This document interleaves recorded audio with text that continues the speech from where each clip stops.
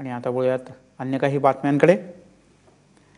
केंद्रीय लोकसेवा आयोगाची नागरी सेवा अर्थात UPSCची जी परीक्षा आहे त्याचे निकाल अखेर जाहीर झाले। यामध्ये नंदिनी KR ही देशात पहिली आली आहे, तर अनमोल शेरसिंह बेदी हा दुसऱ्या स्थानी आलाय, तर गोपाळकृष्ण रोनंकी तिसरा क्रमांक त्याने पटकावला आहे। पुण्याची विश्वांजली गायकवाड ही देशात 11वी आली आहे। महाराष्ट्राच्या दृष्टीने समाधानाची बाब म्हणजे या परीक्षेत उत्तीर्ण झालेल्या विद्यार्थ्यांमध्ये महाराष्ट्रातल्या विद्यार्थ्यांचं प्रमाण लक्षणीय आहे। विश्वांजली गायकवाड ही 11व्या स्थानावर आहे, स्वप्नील खरे 43व्या क्रमांकावर आहे, स्वप्नील पाटील 55व्या, तर भाग्यश्री विस्पुते ही 103 क्रमांकाने उत्तीर्ण झाले। स्नेहल लोखंडे 184, तर अनुज तारे हा 189व्या क्रमांकावर आहे, तर ऐश्वर्या डोंगरे हिने 196वा क्रमांक पटकावला आहे। त्यामुळे हे सगळे विद्यार्थी महाराष्ट्राचे हे UPSCच्या परीक्षेत उत्तम गुणाने उत्तीर्ण झाले आहेत।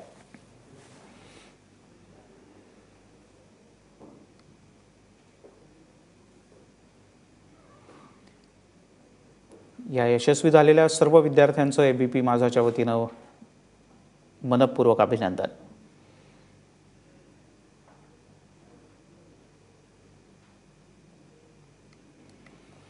या सर्व विद्यार्थ्यांनी एक विशेष असं स्वप्न उराशी बाळगून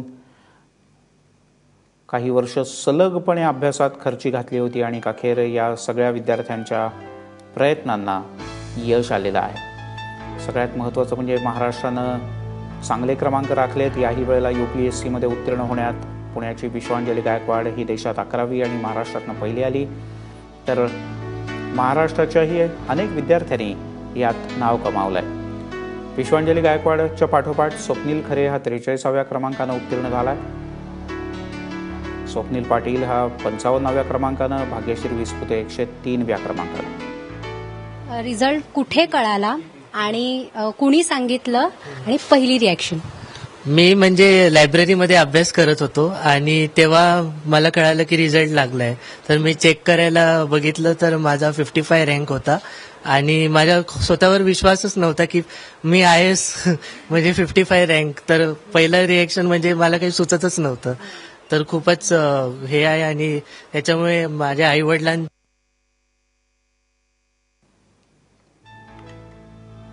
त्यामुळे स्वप्नीलला अतिशय आनंद झाला। कुर्ल्याच्या कामगार वस्तीतला स्वप्नील आणि त्याच्या आईवडिलांची इच्छा होती की त्यानं नाव कमवावं, प्रशासकीय सेवेत जावं,